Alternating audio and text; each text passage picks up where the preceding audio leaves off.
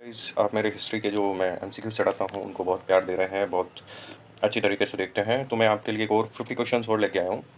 ये अगर अच्छा चलेगा तो अगला और लेके आएँगे, ठीक है? तो देखते हैं हमारा पहला क्वेश्चन है, वह व्यक्ति कौन जो वह व्यक्ति है वह व्यक्ति कौन है जिसका नाम देवनाम पियदस्सी भी था? देवनाम पियदस्सी इनमें से कौन-सा था? देखो आंसर्स मुझे भी पता नहीं, आपको भी पता नहीं, मैं पेपर अटेम्प्ट करने का तरीका बता रहा हूँ आपको। तो वह कौन था जिसका नाम देवनाम पियदस्सी था? तो मेरे हिसाब से देवनाम पियदस्सी अशोक का होना चाहिए और देखते हैं ये अशोक वर्धन का बिल्कुल सही है आपका अपना आंसर। उससे अगला देखते हैं क्वेश्चन, ये है आपके निम्न में से किस शासक ने बौद्धों के लिए व्याख्यात विक्रमशिला विश्वविद्यालय की स्थापना की थी? इनमें से विक्रमशिला वाला मेरे को धर्मपाल लग रहा है। अब आप अपना आंसर गैस कीजिए, देखते हैं इसका आंसर क्या होगा। ओह सॉरी, मैं धर्मपाल दबा रहा था, देवपाल दब गया। लेकिन इसका आंसर मैंने सही बताया आपको। नेक्स्ट देखते हैं। नेक्स्ट वाला है, निम्नलिखित में से किसे त्रिपिटक ग्रंथ है, मतलब त्रिपिटक के ग्रंथ मतलब किस समुदाय किस धर्म के हैं? तो वो तो सबको पता है, ये तो बौद्ध धर्म के हैं, बहुत ही सिंपल क्वेश्चन। उसके अलावा नेक्स्ट क्वेश्चन है आपके 323 ईसा पूर्व में सिकंदर महान की मृत्यु हुई थी। सिकंदर महान की मृत्यु इनमें से किस जगह पे हुई थी? मेरे अकॉर्डिंग बेबीलोन में हुई थी, क्योंकि मैसेडोनिया तो पहुंचा ही नहीं वो। तो बेबीलोन कर देते हैं, बिल्कुल करेक्ट आंसर है हमारा इस क्वेश्चन का। नेक्स्ट देखते हैं, मौर्य साम्राज्य की स्थापना निम्न में से किसने की थी? मौर्य साम्राज्य की स्थापना पहला राजा कौन था? ये तो एक जनरल क्वेश्चन है, हिंदुस्तान के बच्चे बच्चे को आता है कि चंद्रगुप्त मौर्य ने ही की थी, क्योंकि इसके सीरियल्स भी बहुत सारे चलते हैं, तो सबको पता है। भारतीय संगीत का आदि ग्रंथ किसे कहा जाता है? आदि ग्रंथ इनमें से संगीत का वैसे आदि ग्रंथ तो ऋग्वेद होगा, लेकिन संगीत का आदि ग्रंथ सामवेद होना चाहिए। ठीक है, बिल्कुल करेक्ट आंसर। उसके बाद में नेक्स्ट क्वेश्चन देखते हैं, बौद्ध ग्रंथ पिटकों की रचना किस भाषा में की गई है? बौद्ध ग्रंथ के पिटक जो है किस भाषा में है? अब देखो ये भी कंफ्यूजिंग क्वेश्चन है, मेरे को नहीं पता एक्चुअली में इसका क्या मतलब होगा, लेकिन पिटक मेरे हिसाब से प्राकृत भाषा में होनी चाहिए, क्योंकि प्राकृत भाषा, देखते हैं ये आंसर सही होगा तो फिर एक्सप्लेनेशन दूंगा। प्राकृत नहीं, पाली में है। प्राकृत भाषा तो वहाँ की नॉर्मल भाषा थी, पर ये पाली में है। मेरे को भी नहीं पता था, देखो मेरा भी रॉन्ग हो गया। नेक्स्ट देखते हैं क्वेश्चन, निम्नलिखित में से सम्राट अशोक की वह पत्नी कौन सी थी जिसने सबको प्रभावित किया? मतलब कौन सी पत्नी थी? एक चारुलता भी थी, कौरवाकी थी भी थी, मेरे हिसाब से कौरवाकी होना चाहिए इसका आंसर। कौरवाकी बिल्कुल ठीक है। नेक्स्ट देखते हैं, कौरवाकी फेमस है। और सिंधु सभ्यता का पत्तन नगर यानी बंदरगाह इनमें से कौन सा था? इनमें से बंदरगाह आपको लोथल दिख रहा है, ये पहले भी मैं पूछ चुका हूँ आपको। निम्न निम्न विद्वानों में से हड़प्पा सभ्यता का सर्वप्रथम खोजकर्ता कौन था? हड़प्पा सभ्यता किसने खोजी थी? दयाराम साहनी या सर जॉन मार्शल? देखते हैं, हड़प्पा सभ्यता कन्निंगम भी सर जॉन मार्शल होना चाहिए, और नहीं, दयाराम साहनी होगा इसका आंसर।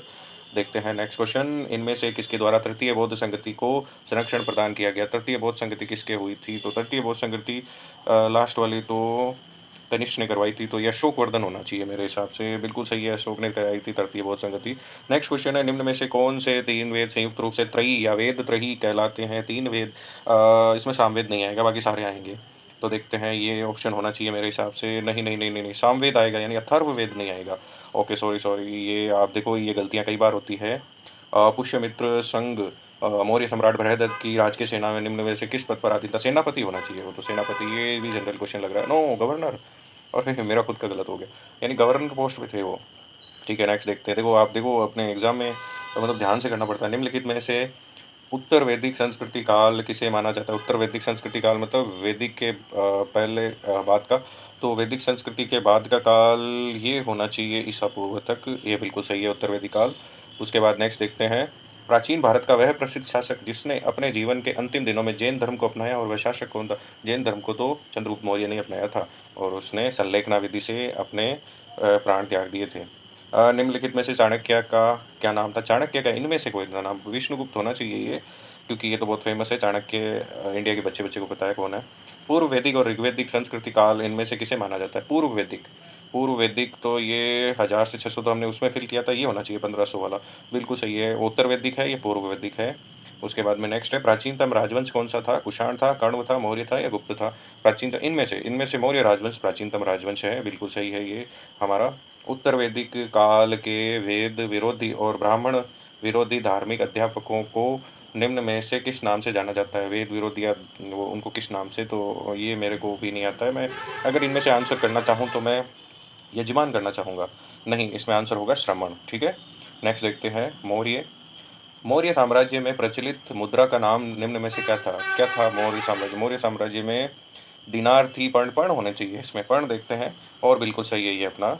उसके बाद में निम्न में से नंद वंश का संस्थापक कौन था? नंद वंश का संस्थापक कौन था? तो वो तो घनानंद नहीं, घनानंद तो उस समय राजा था, महापद्मनंद होना चाहिए, ये बिल्कुल करेक्ट है। उसके बाद में है पैमानों की खोज ने यह सिद्ध कर दिया कि सिंधु घाटी के लोग माप और तौल से परिचित थे। यह खोज निम्न में से कहाँ हुई? पैमानों की खोज मतलब कहाँ हुई इनमें से? तो इसमें मेरे हिसाब से मैं पैमानों के लिए सिंधु मापतोल है तो हड़प्पा होना चाहिए, फिर कन्फर्म भी नहीं है, ये चून्हा-दड़ो करूँगा, चलो ठीक है। लोथल का ये आंसर होगा, बिल्कुल हमारा गलत हुआ इस बार। सांची इनमें से किस कला और मूर्तिकला का निरूपण करता है? मतलब किस कला मूर्तिकला का?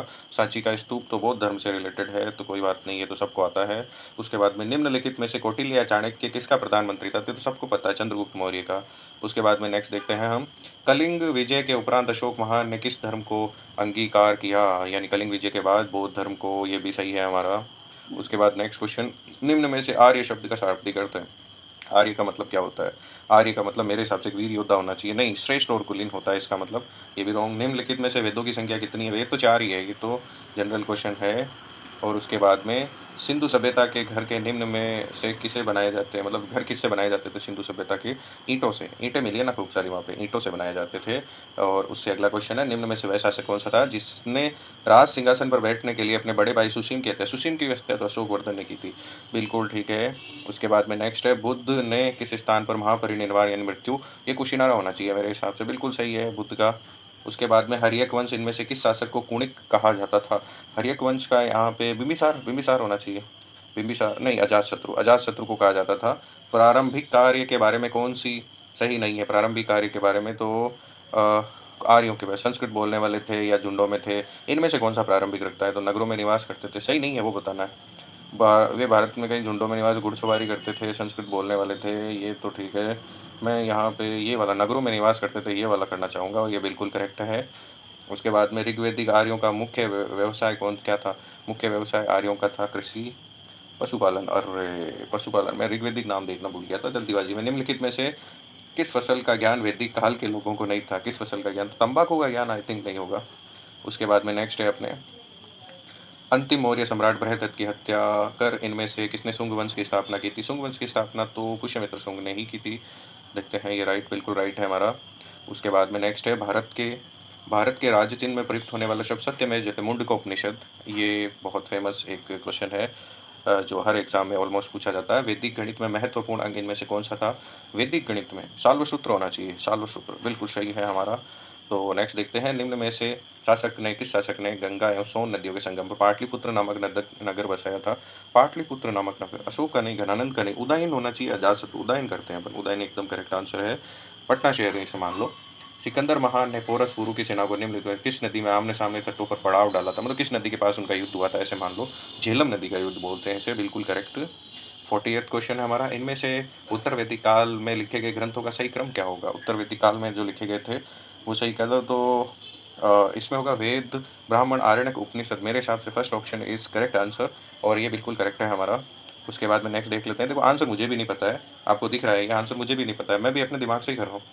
निम्नलिखित में से किस वेद ने प्राचीन वैदिक युग और संस्कृति के बारे में सूचना दी थी? तो ऋग्वेदिक होना चाहिए, ऋग्वेद ने बहुत अच्छी सूचना दी थी, सही है हमारा ये। जैन परंपरा के अनुसार जैन धर्म में निम्न में से कुल कितने तीर्थंकर हुए? 24 हुए, ये तो सबको पता है, 24 तीर्थंकर फेमस है। अशोक ने अपनी सभी अभिलेख में एक रूपता में निम्न में से किस प्राकृत का प्रयोग किया था? अशोक ने कौन सी में? अर्धमगधी, मगधी, अर्धमगधी, मैं इसको अर्धमगधी बोलूंगा, तो ये बिल्कुल सही है हमारा। पाली ग्रंथों में गांव के मुखिया को निम्न में से क्या है? ग्रामक कहते हैं, ज्येष्ठक कहते हैं, ग्राम भोजक कहते हैं, क्या कहते हैं इनमें से? ग्रामक ही कहते होंगे शायद, नहीं ग्राम भोजक कहते हैं, ठीक है याद रखना इसको। निम्नलिखित में से हड़प्पा सभ्यता के निवासी थे? हड़प्पा सभ्यता के निवासी कौन थे? तो हड़प्पा सभ्यता के निवासी तो शहरी थे, शहरी लोग थे वो तो। ये सबको पता है कि बड़े बड़े शहर प्राप्त हुए ना। बिंदुसार ने विरोधियों को कुचलने के लिए अशोक को निम्न में से कहाँ भेजा था? अशोक को तक्षशिला भेजा था, तक्षशिला करेक्ट आंसर है। 47 क्वेश्चन में आ गए, इनमें से किस शासक के शासनकाल में नेपाल में बौद्ध धर्म का गमन हुआ, मतलब बौद्ध धर्म आया अशोक के काल में? बिल्कुल सही है। अब हम 48 क्वेश्चन में आ गए, हड़प्पावासी इनमें से किस वस्तु के उत्पादन में सर्वप्रथम थे? हड़प्पावासी तो कपास बहुत उगाया करते थे, सही है बिल्कुल हमारा। उसके बाद में चंद्रगुप्त ने शासन विस्तार में निम्न में से किस मुख्य रूप से मदद की? चंद्रगुप्त ने शासन विस्तार में निम्न में से किसकी मदद की इनमें से? तो चंद्रगुप्त की तो इसने की थी, थोड़ा क्वेश्चन टाइप नहीं हुआ सही से। उसके बाद लास्ट क्वेश्चन हमारा, निम्नलिखित में से उज्जैन का प्राचीन नाम क्या था? उज्जैन का अवंतिका होना चाहिए शायद, अवंतिका, ओह बिल्कुल करेक्ट। तो ये हमारे हो गए 50 क्वेश्चन आज के हिस्ट्री के। आई होप आप अच्छे होंगे, तो इसी के साथ धन्यवाद।